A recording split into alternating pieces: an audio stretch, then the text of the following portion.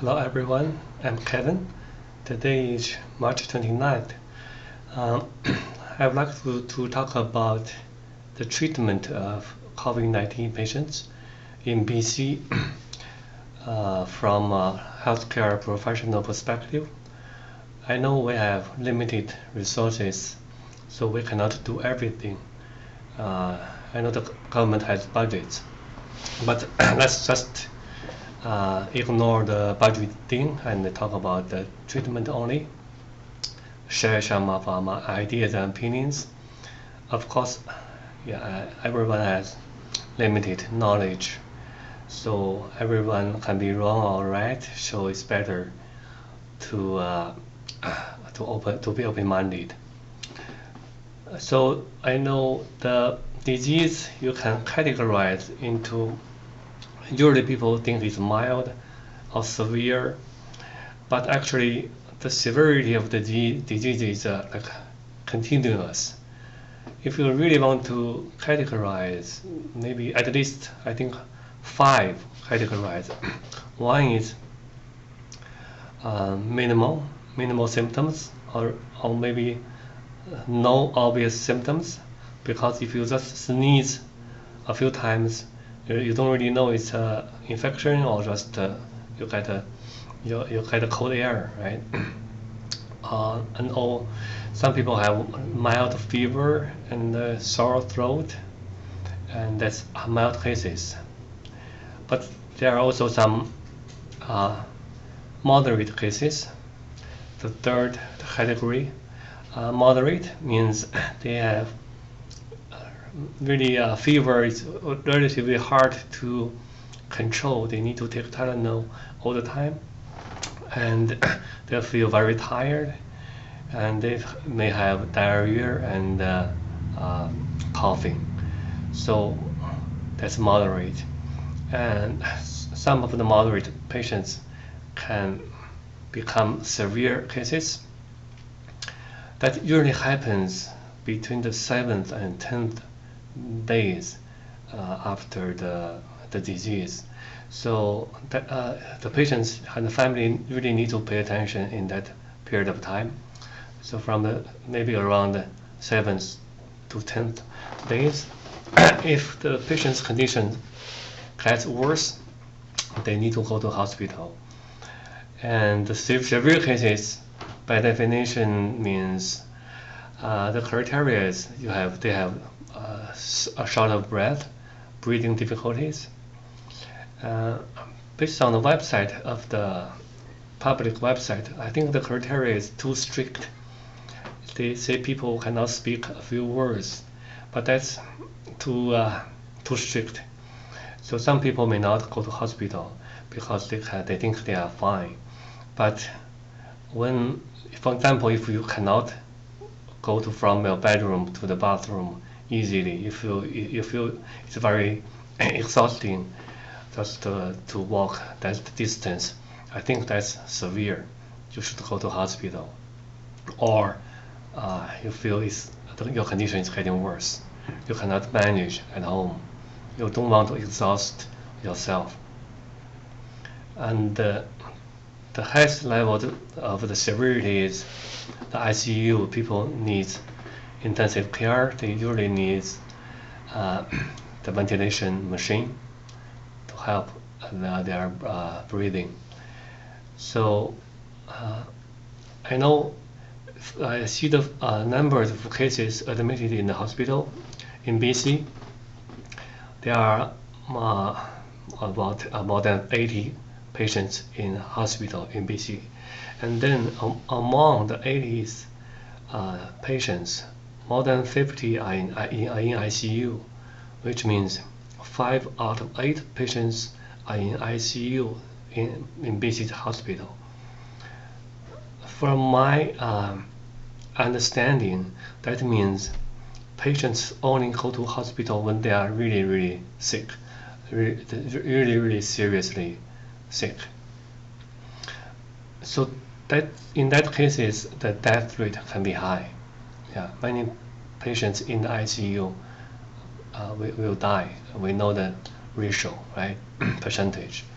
So And I think our ICU can feel the pressure now when there are more and more people in ICU, because in BC really we don't have many ICU beds. In Fraser Health there are only 80, and already 90% are occupied by other patients. So it's a serious problem. But at the same time, we have a lot of vacant beds in the hospital, in the acute setting, and there are only like 30 patients in those acute wards. So we have a lot of vacancy in the hospital now. So I'm thinking maybe we should lower the criteria of admission a little bit and aggressively treat more patients, more moderate cases, so they can get recovered quicker, or they can have sufficient supportive treatment so they don't become severe cases. That's my opinion. Maybe the officials think they need the number of beds available just in case we have a lot of more patients in the next 2 or 4 weeks. It's understandable. And also the patients usually in this disease they need the treatment period is usually about 3 to 4 weeks. So they need a long period of hospitalization. And when that happens, another idea is we can set up like a subacute medical station in some rural areas. We can transfer those moderate patients into those subacute medical station where they still can have oxygen and other healthcare and Medicare. So it's better off for them than staying at home. I have some patients have consulted me, and they are very frustrated and also exhausted by taking care of themselves, and there is a high risk to transmit the virus to their family members. For mild cases, they can manage at home because they still have the strength. But for moderate cases, when people have really fatigue, severe fatigue, diarrhea, they lost their appetite, and they cough, right? So and they have fever, constant fever. You can imagine if it lasts for a month, how can you manage that at home? When you have flu, you cannot tolerate for even 3 days, right? So I think right now we have the capacity, we should treat our patients more aggressively and help the patients more. That's one of my opinion.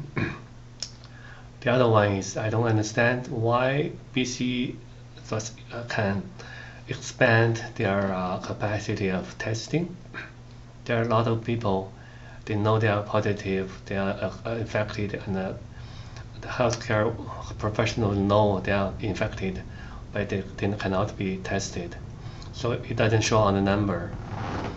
And those people are in the community. I think most of them have to stay home, but they cannot never be sure 100% of them will stay home, self-isolation, right? If they have positive test, they are mandatorily self-quarantine for 2 or 3 weeks. So if we increase our capacity of testing, it's easier to control the epidemic. In BC, that's the experience for many countries. And also the traditional Chinese medicine. I know it's very new to many other culture, but I can tell you in China, in the beginning, the Chinese herbal medicine is not involved in the treatment much. But then the government and all the doctors saw the results, how the herbal medicine can help can help to boost the patient's defense system and quicken the recovery. And so in the second half of the epidemic in China, every patient was taking Chinese herbal medicine, and also the doctors and nurses, they take the herbal medicine to strengthen their immune system. That's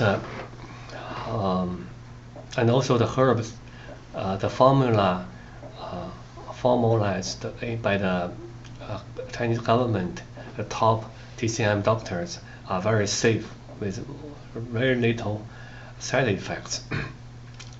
The patients just need to take 3 days of the formula, and it's really cheap. So, and those herbs are available in BC. So, I suggest the Western health officials don't overlook the possibility of the benefit of the traditional herbal medicine.